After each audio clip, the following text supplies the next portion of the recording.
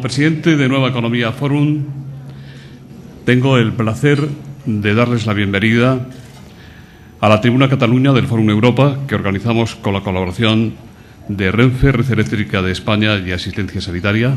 Hoy tenemos el especial honor de recibir al presidente del Congreso de los Diputados, don José Bono, al que va a presentar don José Antoni Duran i Lleida, presidente del Grupo Catalán del Congreso, CIU. La tribuna es suya.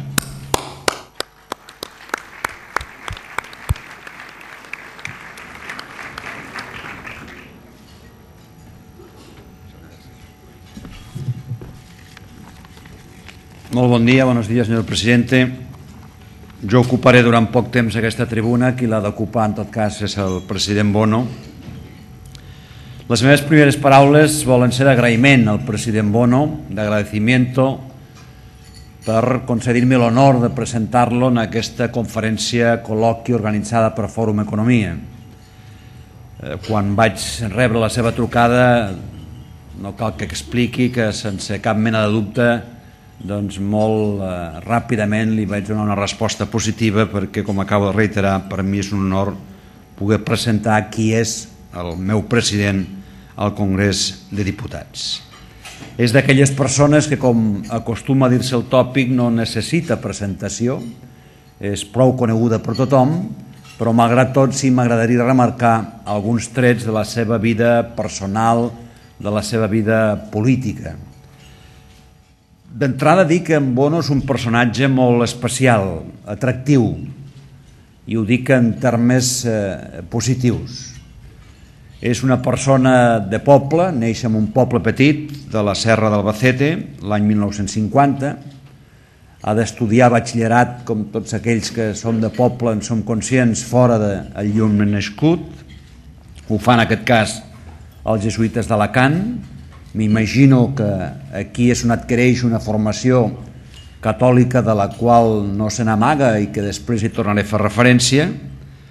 Després fa dret a Icada, és fill únic, ell perd els pares de molt jove, la seva mare de molt jove i el seu pare als principis del 80, i remarco això perquè aquestes dues pèrdues pel nostre convidat, per qui avui és l'amfitrió, l'orador, en Bono, el president Bono, té una especial transcendència.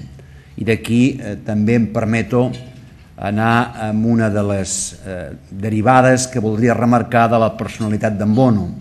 En Bono és un gran defensor de la família, és un gran defensor del paper social de la família com a escola de valors, i en totes les seves manifestacions públiques i en la seva actitud, òbviament, posa de relleu aquesta defensa d'aquesta entitat. Comença a treballar com a advocat, ja he dit que es va llicenciar en dret, i s'afilia l'any 69 a aquell partit que alguns joves potser no recordaran, que era el partit d'en Tierno Galván, el Partit Socialista Popular. Des del 72 ell dona classes de dret polític a la Universitat Complutense de Madrid. Quan arriben les primeres eleccions, doncs el PSP, tots ho recordarem, que era una de les perspectives, especialment la personalitat d'en Tierno Galván molt atractiva per bona part de la ciutadania, no té el resultat que s'esperava, té un mal resultat, i això obre un debat intern en el si del PSP, i un dels abanderats per la integració del PSP en el si del Partit Socialista Obrer Espanyol és precisament el convidat del Fòrum d'Economia d'avui, el president Bono. Hi ha una anècdota que és quan en Tierno Galván explica a Bono, José, tenemos pocos votos, pero nuestros votos son de calidad. I amb aquelles sentències que acostuma a fer el nostre president del Congrés, en Bono respon: yo creo, don Enrique, que más bien son de caridad. Aquesta aposta pel Partit Socialista Obrer Espanyol el porta, de fet, de molt jove, a ser diputat. Hem vist moltes vegades les imatges del 23F, aquell jove secretari que està al costat del Tejero mentre aireja la seva arma, és en José Bono, el president. I després comença una altra etapa de la seva vida política, en tant i en quant l'any 83, val a dir que de manera sorprenent, perquè era encara molt jove, és designat candidat i després elegit president de la Comunitat Autònoma de Castella-La Manxa. Ho és durant 21 anys i els castellano-manxecs li renoven el mandat durant 6 vegades consecutives i totes elles per majoria absoluta. Per tant, vol dir que darrere el personatge, darrere d'en Josep Bono, d'en José Bono, perdó, doncs avui i durant molt de temps hi ha hagut un recolzament popular que va fer possible aquestes majories absolutes tan reiterades.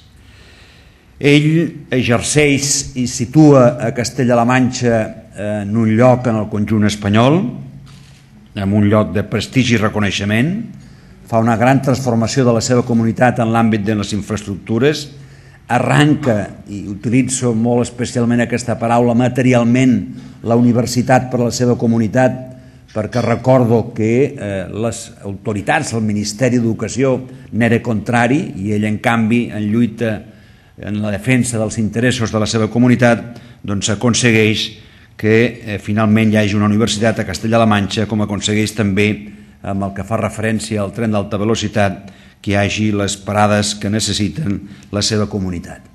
És una persona que amb això té una similitud amb el president Pujol i amb d'altres polítics presents a aquesta sala, que fa que ell s'hagi trepitjat tots i cadascun dels més de 900 municipis que té la seva comunitat.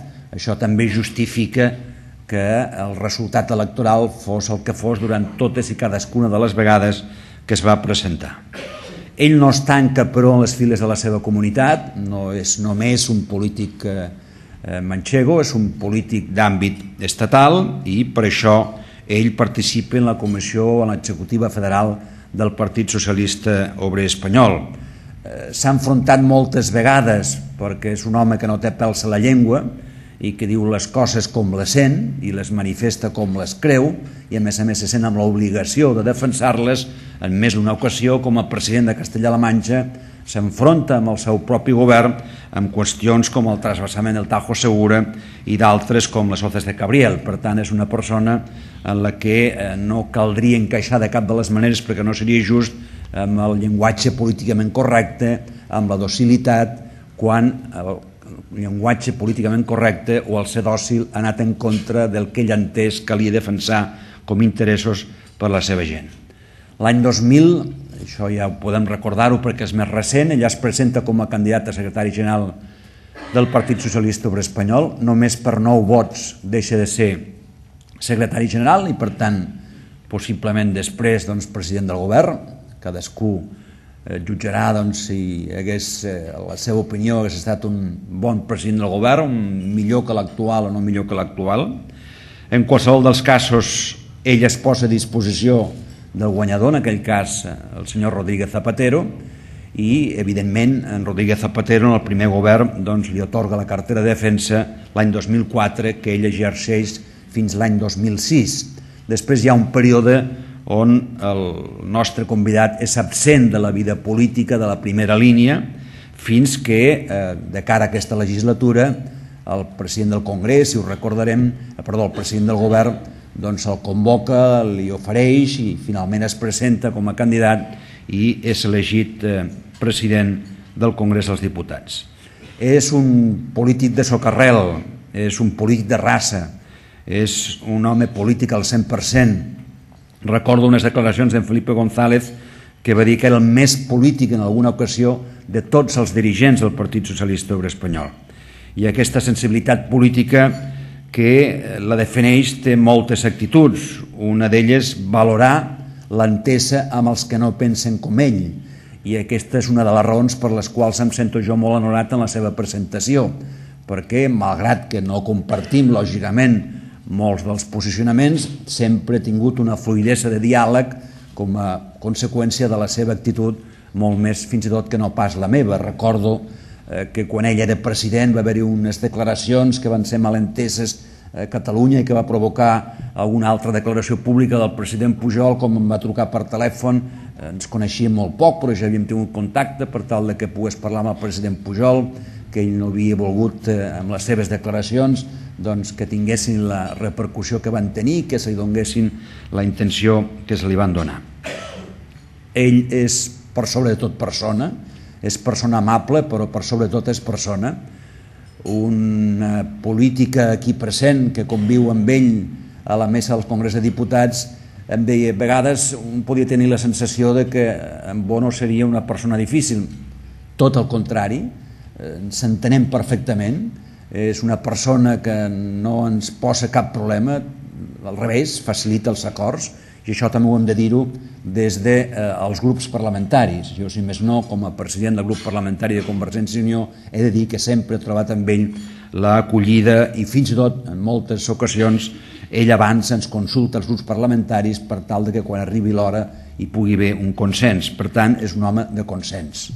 Aquí, a banda del molt honorable president del Parlament de Catalunya, hi ha altres autoritats, representant de tots els partits polítics. Això posa de relleu, per tant, aquest caràcter amable i aquesta apertura del nostre convidat respecte a les demés forces polítiques.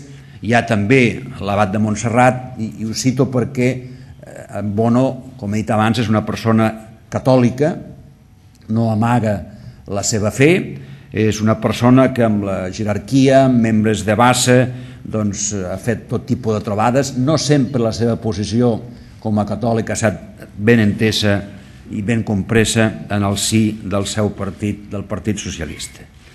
Algú que el coneix bé l'ha definit com el gran complidor dels somnis i certament és, al meu entendre, un polític que posa i que treballa amb els peus sobre la terra, el que li agrada dir, com he dit abans, les coses pel seu nom, que entén la política com un servei per millorar la qualitat de vida dels ciutadans, com un servei a la comunitat. Per això, sense cap mena de dubte, ell defensa no pas per gremialisme, sinó per convicció la política com a noble activitat. No està d'acord, i ho comparteixo, quan es tracta i es generalitza injustament afirmacions com tots són iguals o la corrupció està estesa amb la mateixa condició arreu. Ell parla i en tot cas defensa la honestedat dels polítics i la dedicació de la gran majoria, la resta són excepcions, de tots els polítics i els partits a la vida pública amb voluntat i amb vocació de servei. Ara, com a president del Congrés, malgrat que és un home que li agrada debatre, polemitzar, és un gran polemista en el sentit que té una gran dot per la paraula, té reservada una funció diferent. Ara ell no intervé en els debats i, com acostuma a dir, ni els inicia ni els protagonitza, només els modera i els canalitza. He de dir que en aquesta funció és un gran president, dels que jo he conegut com a diputat i he estat diputat en diverses legislatures i en dos períodes diferents de la meva vida política a Madrid. És el millor president, i no és perquè estigui aquí, no en tinc cap dubte d'afirmar-ho i de fer-ho sense cap complexe, és el millor president del Congrés de Diputats que jo he tingut. És un home dialogant, ho he remarcat abans, és eficaç, va per feina, a les juntes de portaveus es nota, és una persona que aquells que hem viscut altres legislatures i que hem vist la bronca i la confrontació, que encara hi és a vegades, però amb la presidència d'en Bono hi és menys del que hi era abans amb altres presidències. I això, sens dubte, és també un mèrit que cal atorgar-li amb ell. Bé, jo acabo. Normalment estic acostumat, lògicament, a que sigui ell qui em doni la paraula en les intervencions, com els altres portaveus aquí presents al Congrés dels Diputats. Avui, qui ha de donar-li la paraula soc jo. És un plaer, és un honor. Señor presidente, señor Bono, usted tiene la palabra.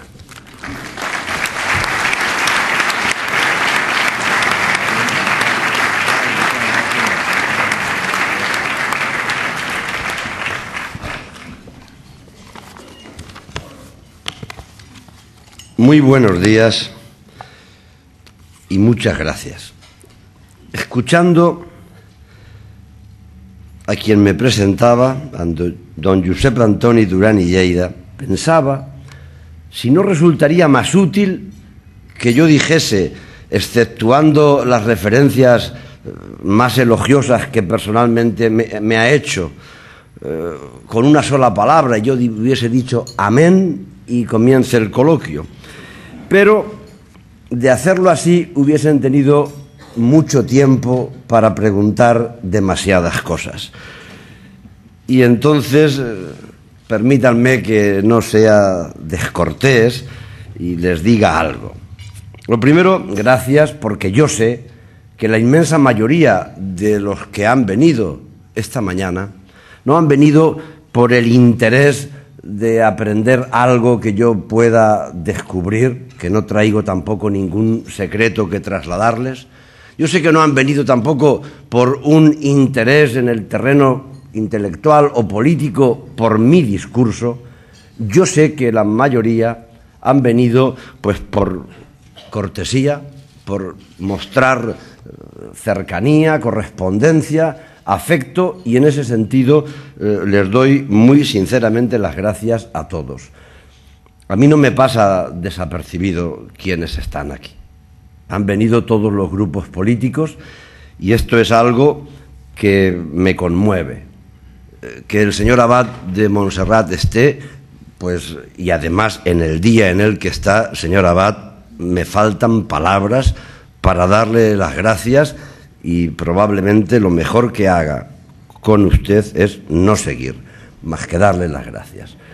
Y decirles que cuando escuchaba las palabras que me dedicaba señor Duran i Lleida, no podía sino sentir, además de la gratitud, la conmoción, la primera un poco sorpresiva, Josep, y es que te he entendido todo, lo cual me gratifica, de modo que entre estos aprendizajes y los que Tere Cunillera diariamente me ofrece, podré acabar hablando y entendiendo catalán, aunque no fuese en la intimidad.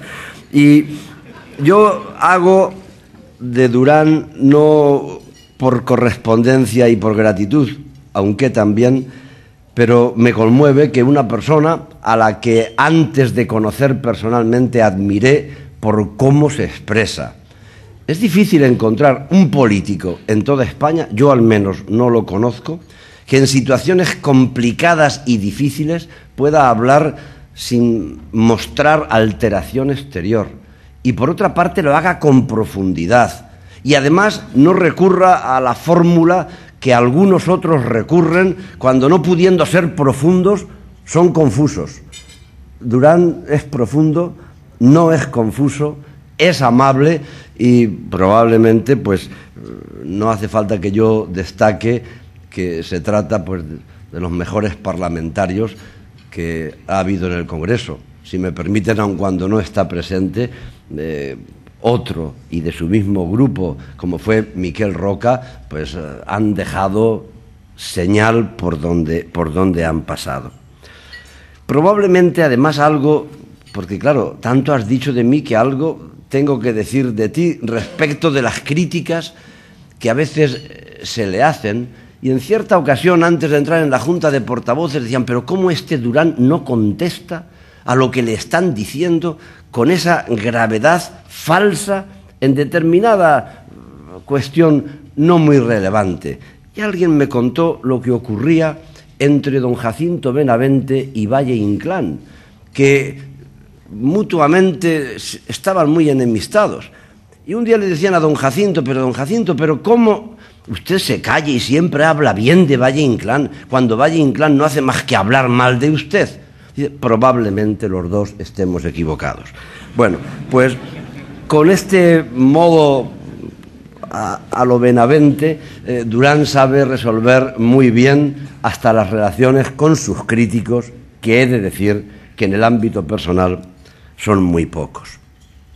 Él lo ha dicho, durante gran parte de mi vida política me han encargado iniciar debates y yo creo que ahí he cumplido, iniciando a veces más de los que uno hubiese deseado. Y ahora me corresponde encauzarlos o me corresponde dirigirlos. Y por tanto, aunque hoy no es el día, ustedes comprendan que si yo hubiese elegido el día para venir a Barcelona a dar una conferencia, no hubiese elegido hoy. por muy claras y evidentes razones. Pero claro, en ese jardín del aborto, del estatut, del secuestro de la lacrana, comprendan que no entre en el jardín, al menos en la intervención, y deje si hay alguna espina para el coloquio. Se decía que digo lo que pienso, y además, Josep, cuando me dejan tiempo, pienso también lo que digo. Pero yo hoy ya me he comprometido conmigo mismo, aunque mi acervo y el continente en el ámbito intelectual, no quiero yo ser presuntuoso, sea más o menos grande, o la experiencia me invite a ello.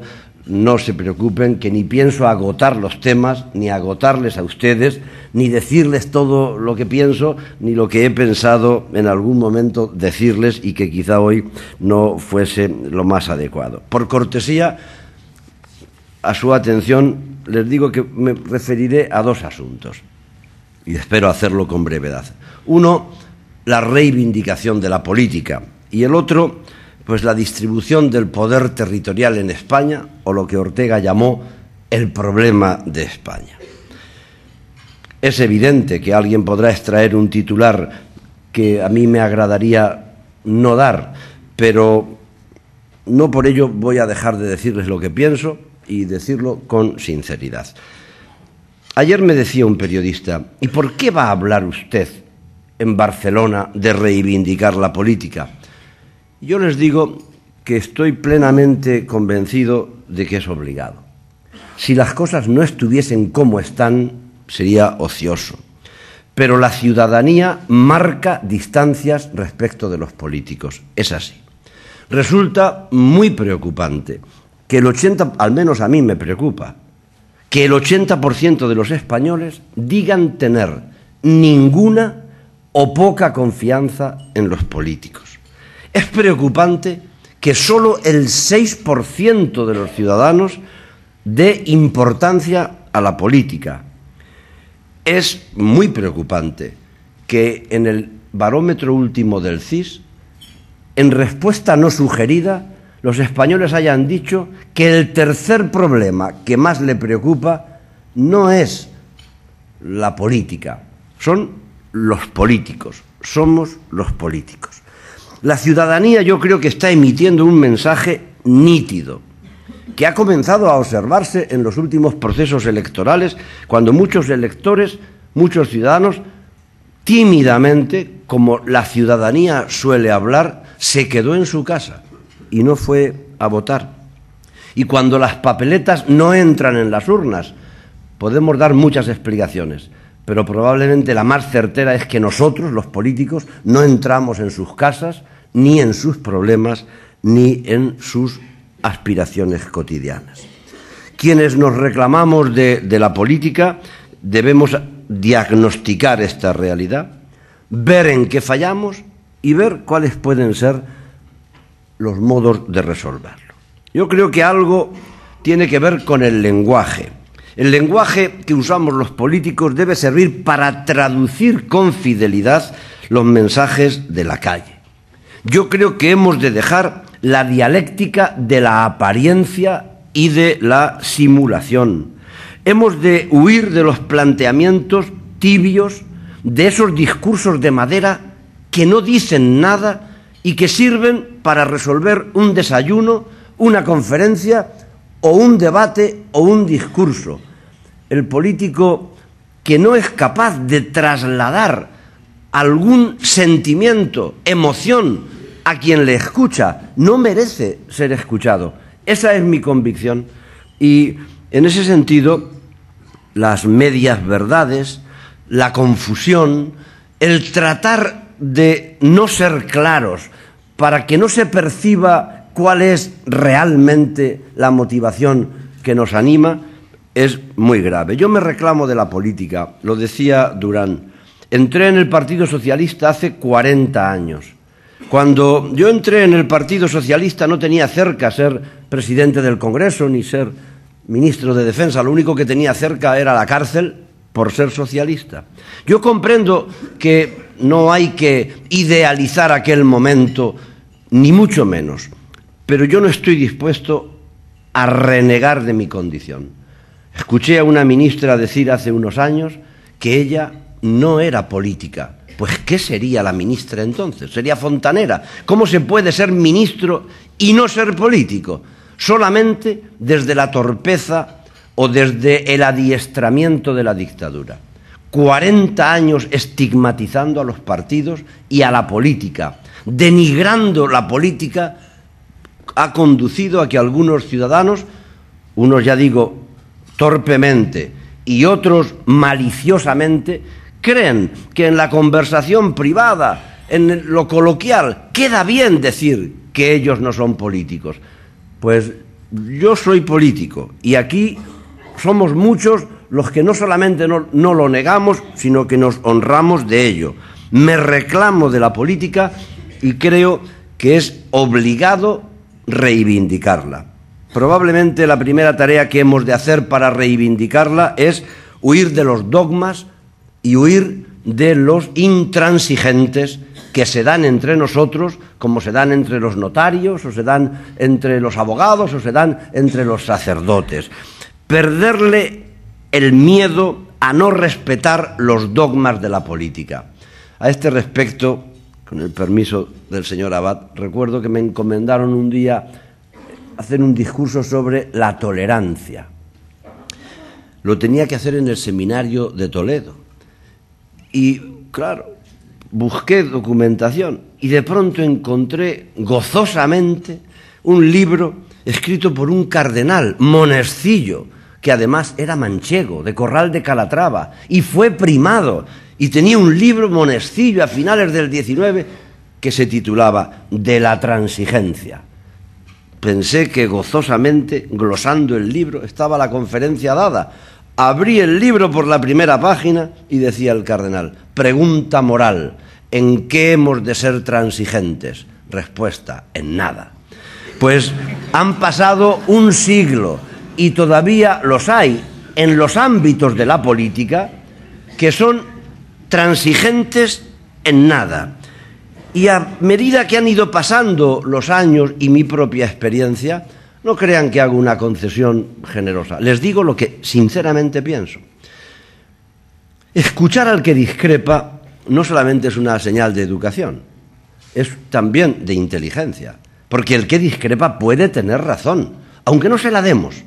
Yo ahora en el Parlamento recuerdo muchas veces aquel parlamentario británico que decía: el discurso de mis adversarios jamás me ha hecho, alguna vez, pocas, me ha hecho cambiar de criterio. Dice, pero jamás de voto.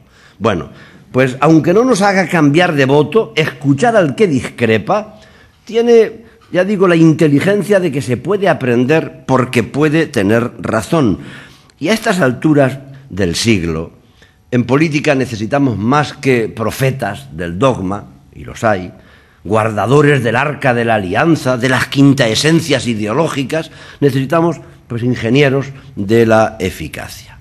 Y debemos huir de los fanáticos que todo lo uniformizan, y si nos descuidamos, aunque a mí me agrada ver uniformados, general, gracias por su presencia, pero hay fanáticos que lo uniformizan todo de tal manera que serían capaces de ponernos a todos uniforme, y esto tampoco sería adecuado.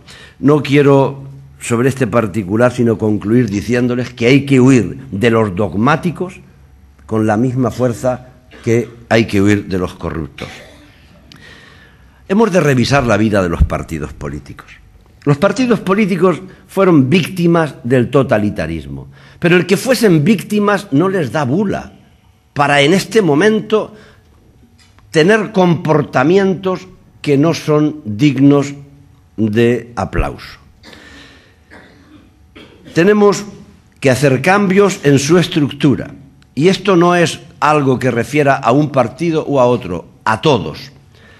Y no será sino una manifestación solo de buena fe mientras no abordemos un debate que es importante, que es delicado y que sé que puede ser hasta inoportuno que diga, pero estoy convencido de ello. Mientras no cambiemos la ley electoral, va a ser difícil que entremos a fondo en la reivindicación profunda de la política. Me refiero a modificar la ley electoral no para ganar batallas ideológicas. Las batallas se ganan en las urnas, se han de ganar en las urnas, no en la ley electoral. Cambiar la ley electoral para que los electos se encuentren más cerca de los elegidos, para que cualquier diputado que aspire a continuar sepa que es más rentable ganar el favor de los electores que ganar el favor del jefe de filas que hace las candidaturas.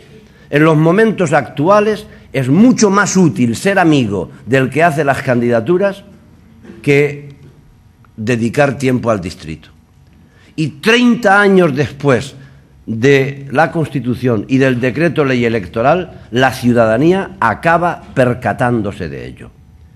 Hasta el punto de que, con torpeza, son muchos los que piensan que la ley electoral debería permitir papeletas y candidaturas abiertas y no cerradas y no bloqueadas. Y dicen, esta sería la solución. Es falso. Se equivocan en el diagnóstico. Porque es verdad que la papeleta del Congreso de los Diputados tiene el régimen de cerrada y bloqueada, pero la del Senado es abierta y, sin embargo, el comportamiento electoral de la sociedad es el mismo. Lo que hay que cambiar es un sistema que conduce, sobre todo, a reforzar el poder de la cúpula de los partidos, cuando no de 1, 2 o 3 dirigentes. Esta es una realidad que no hace falta ir casa por casa, pero desde arriba se percibe.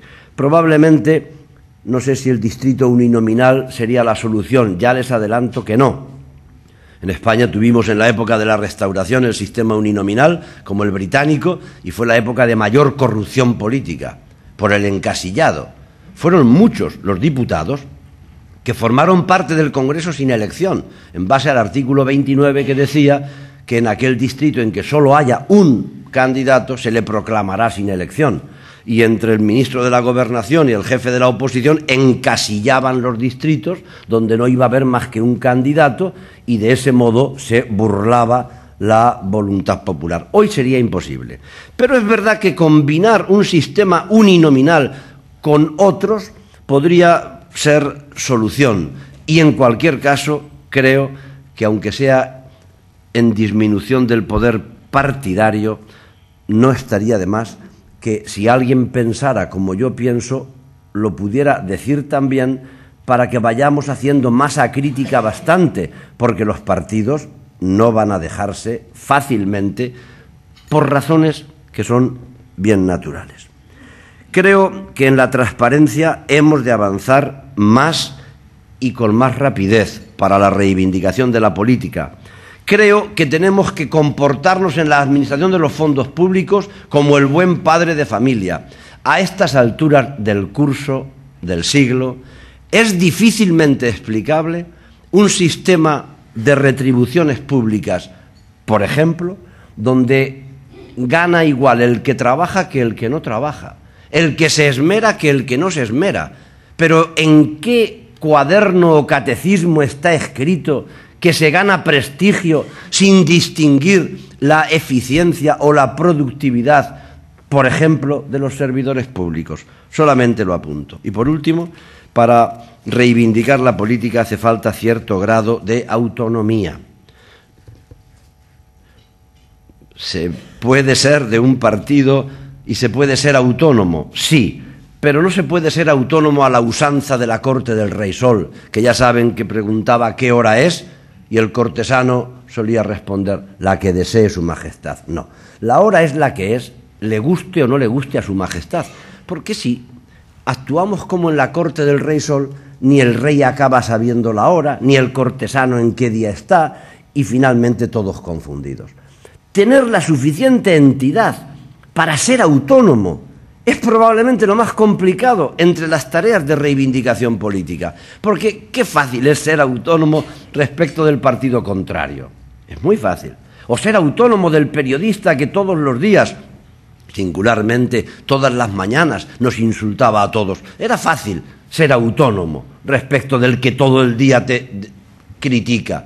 Pero ¿y ser autónomo del que todos los días te alaba? ¿Y ser autónomo de aquel que escribe para que se haga lo que él dice y hasta tal punto ha llegado su poder que el político que no sigue la senda tiene el peligro de no ir en la candidatura o sencillamente de pasarlo mal.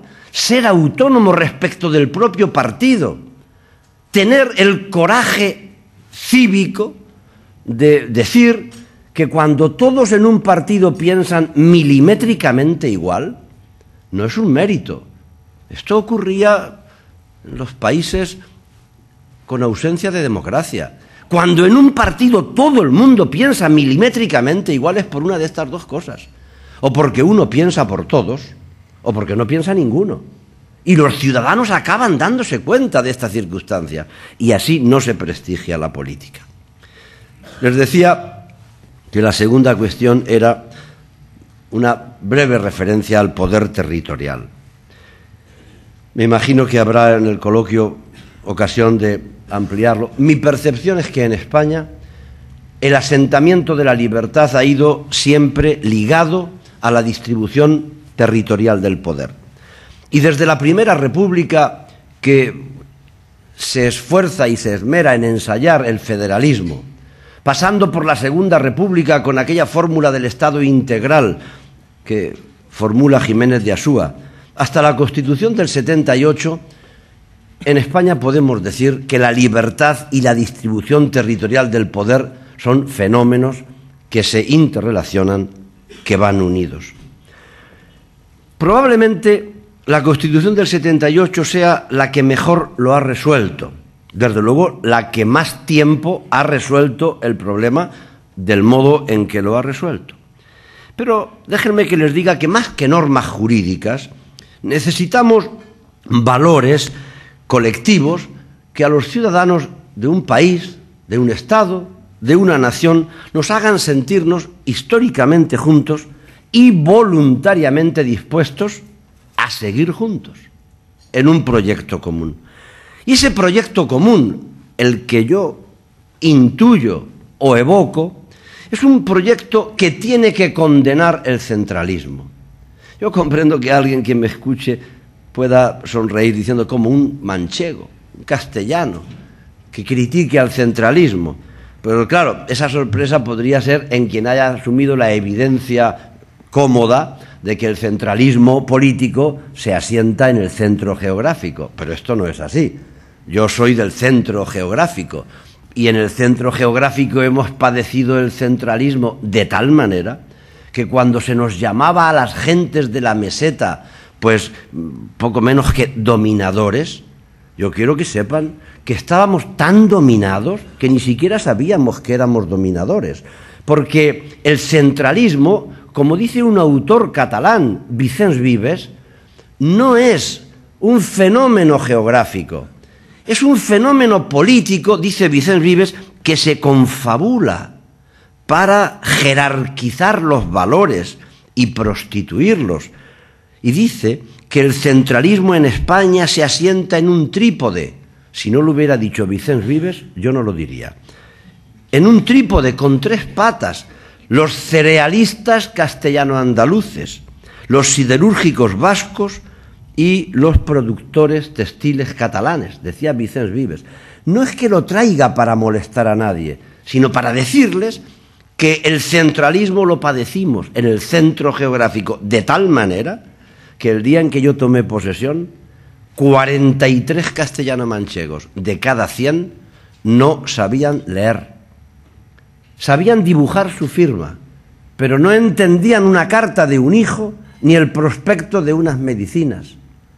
Mi tierra había sufrido el centralismo político de tal manera que déjenme que se lo diga sonriendo.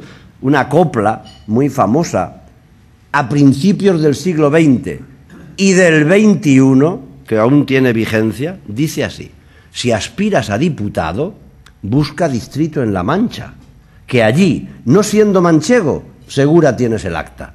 Pues sí, eso ocurría en mi tierra mucho, ahora menos, pero es que el centralismo avasallaba y prostituía valores que eran dignos de ser defendidos. Ayer me preguntaba un periodista, ¿cómo se ve Cataluña desde el centro? Y se quedó muy sorprendido y probablemente defraudado, porque le dije algo rigurosamente cierto, con lo que estoy evocando más de lo que digo. Dije, mire, mi tierra no tendría autonomía si no fuese por Cataluña. En Castilla-La Mancha nos tropezamos con la autonomía. No la habíamos solicitado, no la habíamos demandado, no sabíamos ni lo que era. Tanto es así que yo me recuerdo en la Facultad de Derecho gritando libertad, amnistía y estatuto de autonomía. Libertad para todos, amnistía para los presos y estatuto de autonomía para Cataluña y País Vasco. Decir la verdad tendrá que exigirme arrepentimiento. Y de pronto nos tropezamos con la autonomía. ¿Por qué nos tropezamos con la autonomía? ¿Porque la pedimos? No. Hoy se ha consolidado. Mi tierra ha ganado más en estos 30 años que probablemente en varios siglos anteriores. Un periódico madrileño, para molestarme, dijo, ¿qué es ese invento de la autonomía castellano-manchega? Yo le escribí al director una carta y dije, lo has dicho para molestarme, pero no me molesta, porque es un invento.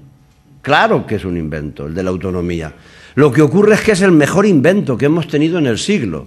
Primera cuestión. Y segundo, ¿conoces alguna nación en el mundo que alguna vez, aunque fuese hace siglos, no fuera un invento? ¿Acaso los faraones no pensaron que iban a ser eternos? Y cayeron. O el Imperio Romano, que Diocleciano a una villa le daba el título de romana por los siglos de los siglos, decía el emperador. Y los siglos acabaron, o mejor dicho, acabó el imperio y los siglos siguieron. En ese sentido, claro que fue un invento la autonomía en mi tierra, como en tantos otros. Pero ¿por qué tuvimos autonomía? ¿Qué es lo que ahora me interesa? Pues porque se entendió que para que los poderes fácticos, singularmente el ejército, no se sublevara, admitiera el proceso constitucional en momentos complicados y difíciles, se pensó que con el café para todos se resolvía el problema de Cataluña y País Vasco. Y se aplaudió en aquellos momentos. ¡Qué idea más estupenda! Lo que va a tener Cataluña, que reclamó durante siglos, lo va a tener La Mancha y La Rioja, que no lo habían pedido nunca. Y pareció un buen invento. Y yo creo que no es un mal invento, pero probablemente deberíamos examinarlo en profundidad y, sabiendo su etiología, poder resolver los problemas que tenemos. Porque hoy tenemos un problema territorial. Y el café, en este modo evocativo que hago, puede tener alguna razón explicativa. No les canso mucho más, pero me da la impresión que, como a cualquiera de ustedes, a mí tampoco me avergüenza sentirme honrado con mi país, ¿no? Y no estoy en condiciones de competir de un modo que pueda ser interpretado como despreciativo. Ese periodista que me preguntaba cómo veía a Cataluña, le contesté de este modo. Yo no concibo mi país, no concibo España sin la fuerza que ustedes representan, que han representado en la historia y que representan en el momento actual. Y tenemos que mirarnos no como vecinos recelosos. Y no es bueno hacer antiespañolismo en unos sitios y anticatalanismo en otro.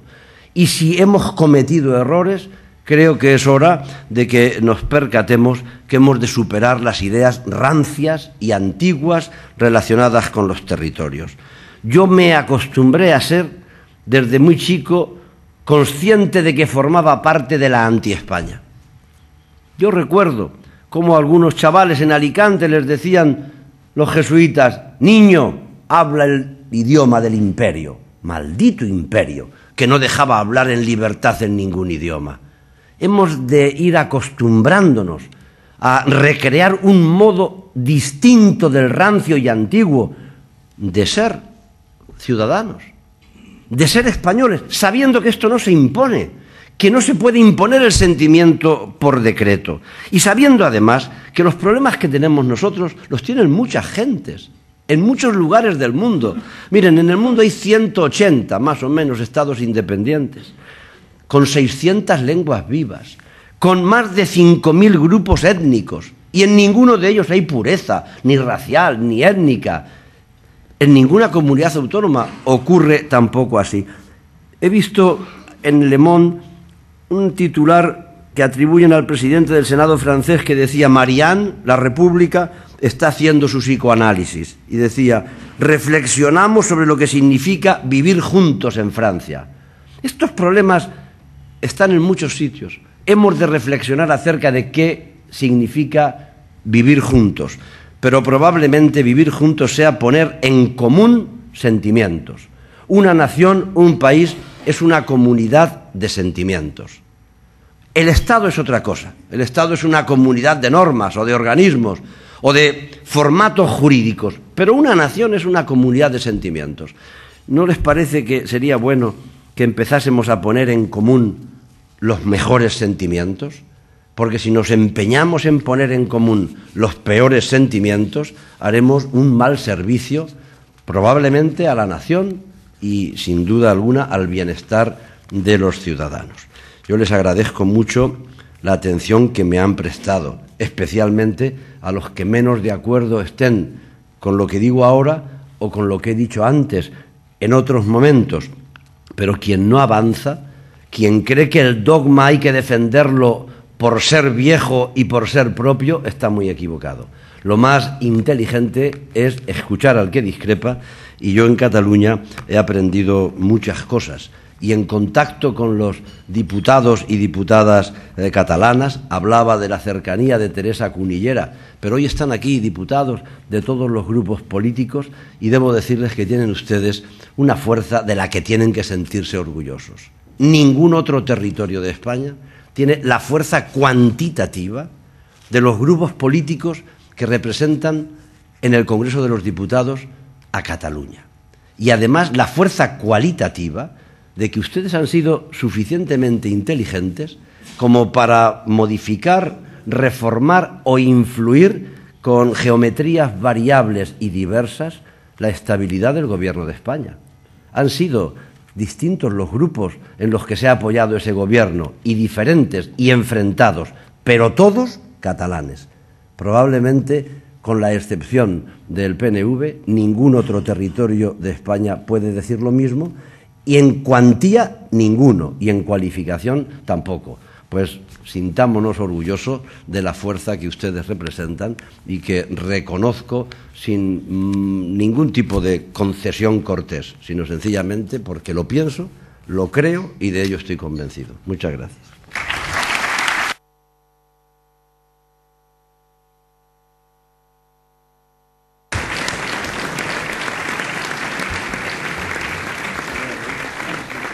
Muchas gracias, presidente. No le extrañará que empiece por este asunto. Le preguntan qué valoración hace de la polémica surgida en torno al Estatut y de la movilización que a todos los niveles está suscitando en Cataluña la sospecha de que el Tribunal Constitucional podría derogarlo parcialmente y de forma sustancial. ¿Cómo valora, le preguntan también, el editorial conjunto pro estatut de los 12 rotativos catalanes? ¿Cree que el Tribunal Constitucional debe inhibirse en la sentencia sobre el estatut? Yo imagino que quien me ha hecho estas preguntas sabe que aun cuando pudiese esforzarme en elaborar un criterio, mi responsabilidad como presidente del Congreso de los Diputados, como presidente de la casa donde se hacen las leyes, me impide formular ese criterio en público. Creo que debo ser prudente, creo que en democracia el único imperio no es la voluntad ni de un grupo mayoritario ni de otro minoritario. La única voluntad, el único imperio digno de ser atendido es el imperio de la ley. Y nuestra Constitución ha pasado por momentos con dificultad y con complicación y han sido resueltos. Tengamos tranquilidad. En fin, yo comprendo que evocar la tranquilidad en este caso puede ser llamativo, pero sigamos teniendo tranquilidad, prudencia y paciencia, porque tengo el convencimiento de que la Constitución nos volverá a ofrecer frutos en favor de la convivencia. Le preguntan por qué los catalanes nos hemos de sentir españoles. Si fuera vecino de Cataluña, ¿iría usted a votar a favor de la consulta del 13D respecto de la independencia? No sé cuántas preguntas irán en esta dirección, pero la respuesta claramente a mi voluntad personal sería que no iría. Primera cuestión. La segunda es respecto de cómo observo o veo. Miren, yo he sido presidente de un territorio como Castilla-La Mancha. El señor Durán decía que me he enfrentado al gobierno central en diversas ocasiones y algunas veces cuando esto resultaba complicado. Ser autónomo respecto de un partido, como les decía, contrario es fácil, pero ser autónomo respecto del gobierno de Felipe González, en mi caso, tenía sus complicaciones y sus consecuencias. Y lo fuimos indómitos, los hay más sumisos, los hay menos, y por tanto yo creo que en la defensa de lo que uno cree que debe hacer hay que apostar con firmeza y con fuerza, y esto es lo que caracteriza pues a la política del teatro, y no conviene engañarse. Hay que defender lo que cada uno cree que tiene que defender, y se honra a aquel que lo hace de manera clara y de manera abierta. Pero dicho esto, y respecto de las preguntas concretas, pienso que en cada territorio pues se producen circunstancias bien diferenciadas, y a mí no me corresponde dar lecciones de lo que deban hacer en Cataluña. Está aquí el presidente del Parlamento, consejeros, pues ellos sabrán cómo han de dirigir la política del territorio. Lo que tengo es una gran confianza en la norma constitucional que nos une y, en definitiva, pues, en el deseo inteligente y mayoritario de seguir juntos. Porque es verdad que me preguntaban cómo se puede imponer un sentimiento. Un sentimiento no se impone por ley. A nadie se le puede hacer que se sienta de determinada manera. Pero es verdad que si nos esmeramos en que la comunidad de los sentimientos sean buenos, tendremos más adherentes que adversarios o que enemigos. Y yo quiero trabajar porque esa comunidad de sentimientos sea lo más amable posible y no practicar en ningún caso pues el anticatalanismo o el antiespañolismo que se encontraba tras la pregunta que me hacía. Su artículo publicado ayer en El País sobre el aborto, sobre la ley del aborto, ha recibido muchos parabienes. Le preguntan ¿cuál ha sido su papel, si es que lo ha tenido, en su partido para que el proyecto de ley del aborto pueda, como ha dicho la ministra, abrirse al consenso de otros grupos? También le preguntan qué razón tiene usted, señor Bono, como social católico, dar apoyo a la ley del aborto. A mí lo de social católico no me gusta nada, sobre todo pensando en que esa es una formulación que en Alemania tiene unas connotaciones con las que yo no me siento en absoluto identificado. Incluso si yo tuviera que hacer una autodefinición, les diría que aspiro a acomodar mi vida pues al Evangelio, pero estoy en condiciones de decirle que no doy lecciones a nadie, ni de ortodoxia ni de cristianismo, ¿no? Yo me he acercado al problema y a la legislación del aborto de modo distinto a como me acerco a la ley de seguros agrarios, ciertamente. Y hay un componente moral y profundo que ha interpelado a mi conciencia cuando he visto el proyecto de ley. Pero mi conciencia la he visto mucho más interpelada y atribulada por la ley actualmente vigente, que es una ley que por su ambigüedad y por sus consecuencias en lo que a su aplicación se refiere, ha producido lo que el Consejo de Estado ha calificado de paraíso del aborto libre, cuando no arbitrario. Eso es lo que actualmente está regulado. ¿Y eso es lo que tenemos que mantener? Evidentemente no. Yo por eso he apoyado una ley que viene a suprimir lo que actualmente el Consejo de Estado califica de paraíso del aborto libre y arbitrario. y en ese sentido algunos interpretan que estamos invocando la teoría del mal menor. Yo no lo descarto. Lo que sí digo es que frente a unas posiciones más intransigentes o más inquisitivas o inquisitoriales de algunos prelados, pues ahí está la Evangelium Vitae, es una encíclica que en el ranking de las verdades de la Iglesia tiene una jerarquía superior a la opinión de un obispo o a la carta de un cardenal, y en esa encíclica Evangelium Vitae se dice que los parlamentarios pueden dar su apoyo a determinadas leyes, concretamente habla de la del aborto, si a su juicio viene a remediar o a disminuir un mal. Y ciertamente no tengo dudas en decirle que para mí el aborto no es un derecho, no es un bien, es un mal, y cuanto más se reduzca, ojalá y pudiésemos conseguir la situación de aborto cero, pues mucho mejor. Y con ese bagaje personal es con el que me he acercado a sustituir una legislación que es igualmente perniciosa, gobierne quien gobierne, aunque para algunos, cuando gobiernan unos, las leyes son más fácilmente aceptables que cuando gobiernan otros. Pero esto entra dentro de la capacidad de tragaderas que tenga el que hace el juicio. Le preguntan, presidente, si sería usted partidario, como se ha dicho en alguna ocasión, que alguien de CiU pudiese entrar en el gobierno de España. ¿Cree usted que esto es factible estando las elecciones catalanas tan cerca?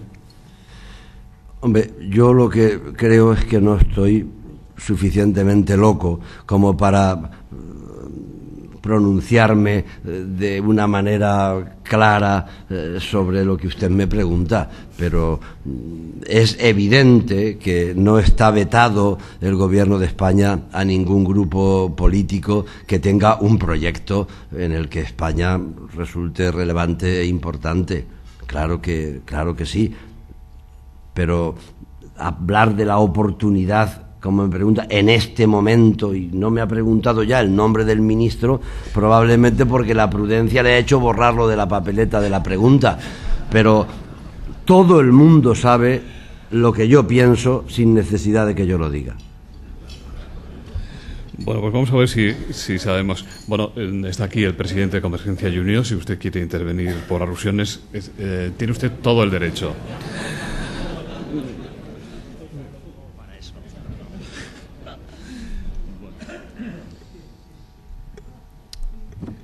Si el secuestro de la Lacrana hubiera coincidido en su etapa de ministro de Defensa, señor Bono, ¿hubiese ordenado al Ejército un abordaje inmediato o alguna acción parecida? ¿No le da lástima el ridículo del Ejército, le preguntan, o dicho de otro modo, que no ha estado a la altura de lo que se espera de un ejército fuerte y moderno?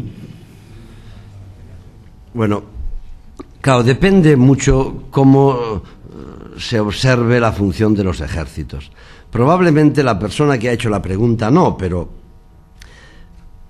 el conjunto patrimonial de quienes creen que los ejércitos se engrandecen en el enfrentamiento, en la batalla o en las bajas del adversario, probablemente tienen una idea muy poco acertada de lo que son los ejércitos. Aquí está quien fue maestro mío en materias defensivas, como es Narcís Serra.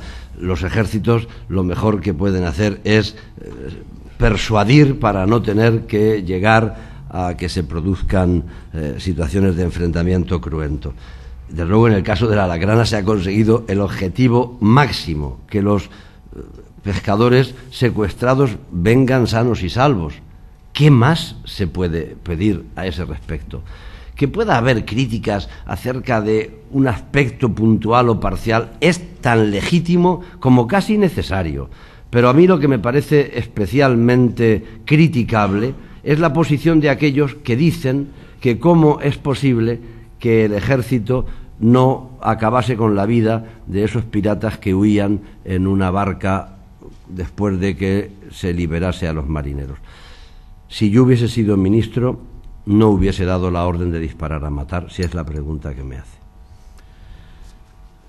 Señor Bono, dicen que muchas personas valen más por lo que callan que por lo que dicen.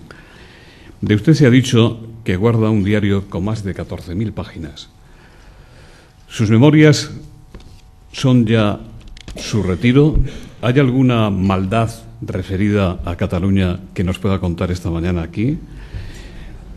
Y también le preguntan si quizás su diario será editado por una editorial catalana. Bueno, vamos a ver. Desde el día 4 de abril de 1992, ese día yo tuve un acontecimiento que contribuyó mucho a mi autonomía personal dentro del partido. Y pensé que debía dejar constancia. Ese día yo tuve un enfrentamiento importante con quien había sido vicepresidente del gobierno. Y tuvo mucho que ver quien iba a ser o era vicepresidente del gobierno entonces, pero la responsabilidad era exclusivamente mía. Yo ese día decidí que tenía que escribir. Y desde entonces yo he llevado una libreta en la que apuntaba lo que me resultaba interesante, hasta tal punto que hubo un nivel de adicción y hubo reuniones a las que yo no tenía apetencia de ir, pero decía, pero ¿cómo me las pierdo para mi diario, no? Y desde entonces hasta el día en que cesé como ministro, tomé notas y por las noches las dictaba en un magnetofón y mi secretaria me las ha pasado, y son 17.000 folios. No son memorias, por tanto, es diario. Tanto es así que cuando lo leo me sorprendo, pero esto ocurrió. Porque claro, la memoria es muy traicionera. Y en cambio lo que se deja escrito, puede haber un error, pero es mi verdad. Y me han convencido, algunos amigos, de que convendría, pues, no dejarlo inédito. Y ahora estoy en la tarea de reducir lo que carece de interés o lo que sencillamente sería un libelo sin más interés que el escarnio o la descalificación personal. Y estoy en ello, sí, pero bueno, aún pasará algún tiempo. Y efectivamente el editor que me ha hecho las propuestas, no para resolver mi vida, pero sí para ayudar a resolverla, es catalán. ¿De origen andaluz? Es Lara, sí, señor.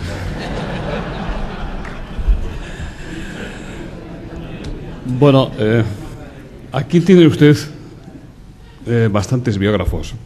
Y dice, hace unos días se le vio a usted solo, o para ser más preciso, usted era el único socialista en la Academia de la Jurisprudencia en la presentación de las obras de José Calvo Sotelo. ¿Qué hace un socialista como usted en un foro como ese? ¿Es que usted es provocador o masoquista?, le preguntan. Sí, es cierto que fui la semana pasada, no, hace 2 semanas, recibí la invitación de manera circunstancial de una sobrina nieta de quien fue diputado, don José Calvo Sotelo, que murió asesinado en la noche del 13 de julio del 36 y que tantas consecuencias tuvo aquel hecho tan lamentable en la historia de España. Y pensé mucho si debía ir o no a la presentación de las obras completas de José Calvo Sotelo, ni más ni menos. Y consultándolo con algún amigo y alguna amiga, fui. Y si les hago con algún detalle referencia, no, es por la pregunta y porque creo que tiene alguna... Para mí fue muy emotivo, porque llegué y pueden ustedes imaginarse que yo debía ser el único votante de lo que yo voto en aquella reunión. Habría unas 500 personas. La frialdad era tan importante que el presidente de la Academia de Legislación y Jurisprudencia, Landelino Lavilla, no hacía más que decirme: presidente, ¿estás cómodo? Yo le decía que sí para hacer más llevadera su preocupación, pero yo no estaba cómodo. y mucho menos lo estuve cuando entré a una salita y vi personas que no conocía.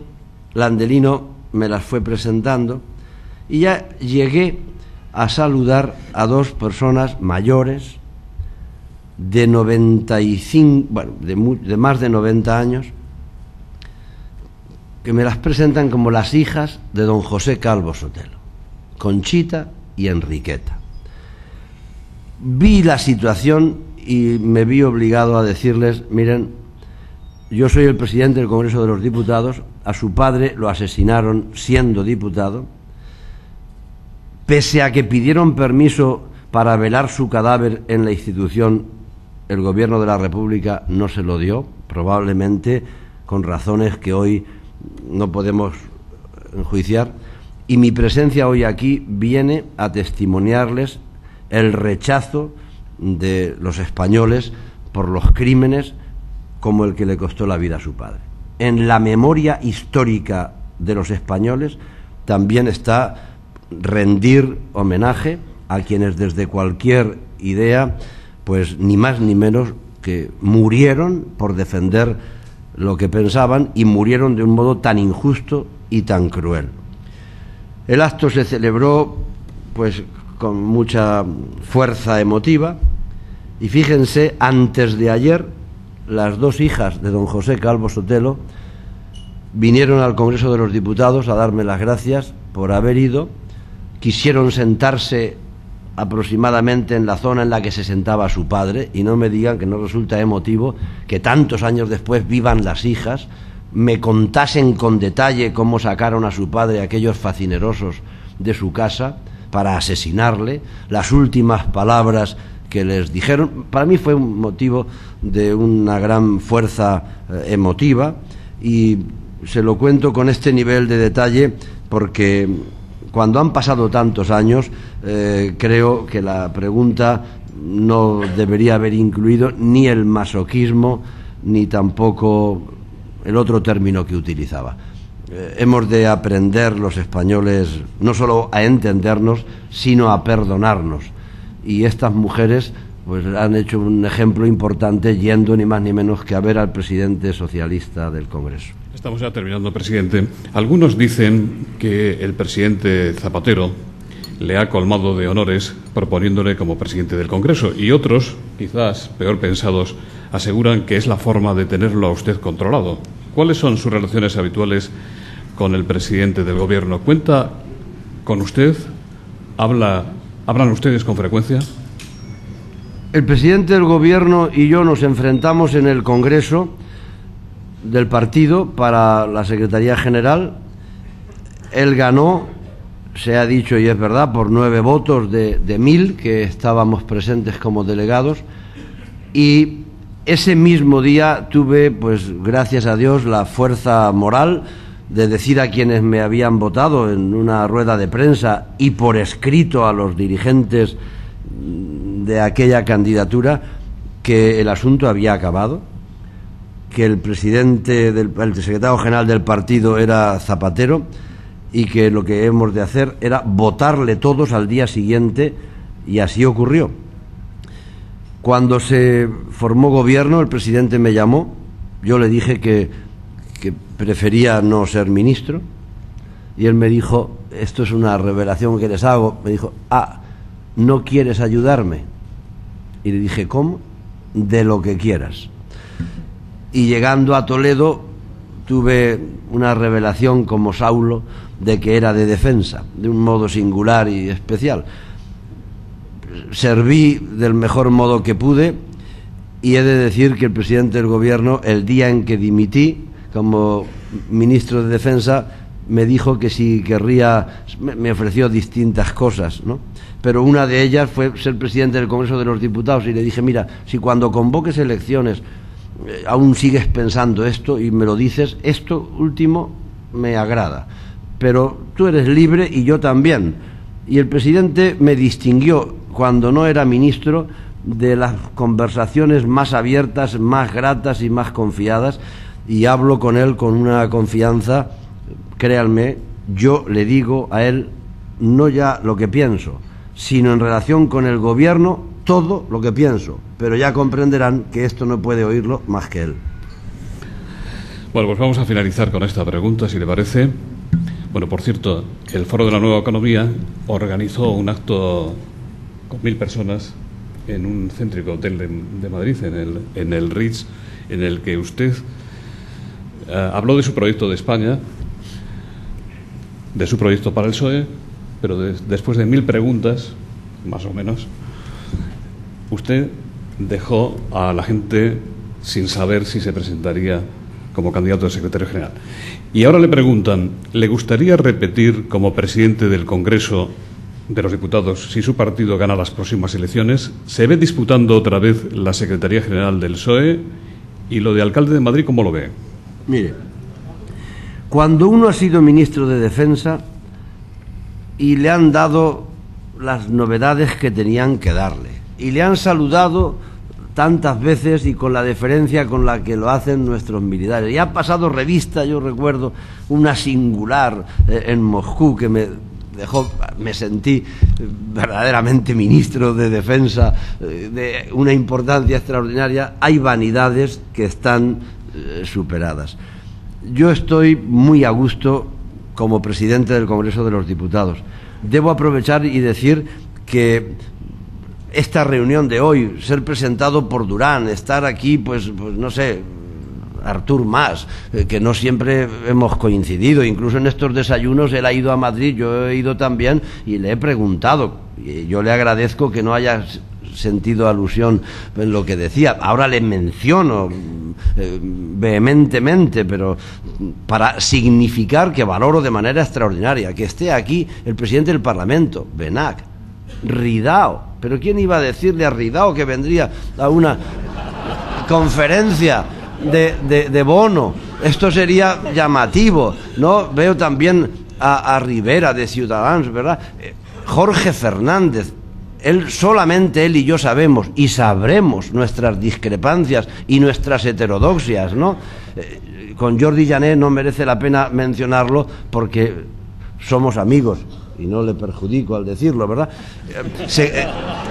Dirigentes del Partido Popular, la máxima dirigente en Cataluña, Aillón, bueno, consejeros del gobierno, Manuela de Madre, que si no fuese, bueno, no es por nada, pero que le tengo un extraordinario cariño a Clotas. En fin, yo me siento absolutamente satisfecho y muy pagado. No puedo pedir más a la vida política. Yo he tenido suerte en la política, ¿no? He presidido mi tierra durante 21 años, que son muchos. La oposición decía que eran muchos, yo me esmeraba en decir que eran pocos, pero ahora que ya no estoy, era una enormidad. O sea, 21 años son tiempos pontificios. Esto ya es algo que no debería ser, y yo lo fui, ¿no?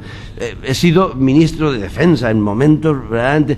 Ya no puedo pedir más, y por tanto, pues lo que sea tendrá que ser, pero de todos los puestos que he tenido, este es probablemente en el que más estoy disfrutando.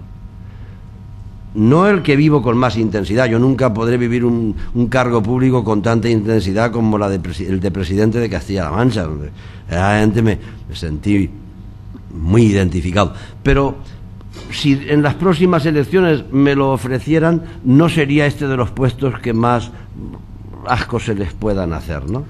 Pero yo comprendo que tiene que haber también otros, y probablemente pueda haber una mujer que presida el Congreso de los Diputados, en fin, no sé si interesa, en fin, quiero decir que yo que estoy en condiciones de pasar el testigo, porque yo estoy muy bien pagado políticamente.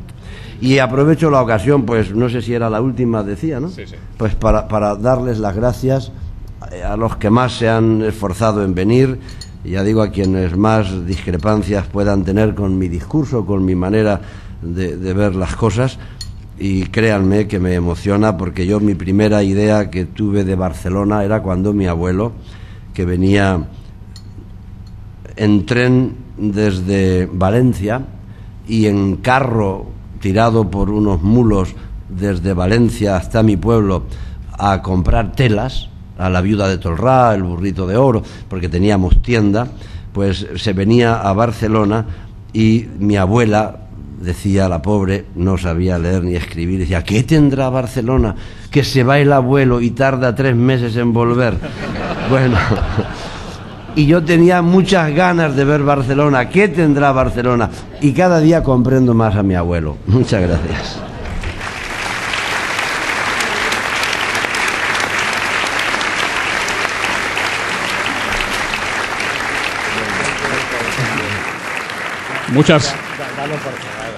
Muchas gracias. Ya para terminar, muy brevemente, en nombre de Red Eléctrica, de Renfe y de Asistencia Sanitaria, el doctor Orce. Sí, buenos días. Muchísimas gracias al señor Durán Lleida y al señor Bono por su intervención. Señor Bono, con un gran magnetismo y con entusiasmo, nos ha hablado fundamentalmente de reivindicar la necesidad de reivindicar la política, la clase política, los políticos, el mecanismo de comunicación de los políticos con la gente, y nos ha hablado también del equilibrio territorial del país. Agradecerle a él su presencia, a ellos su presencia, a todos ustedes por haber venido, y muchísimas gracias.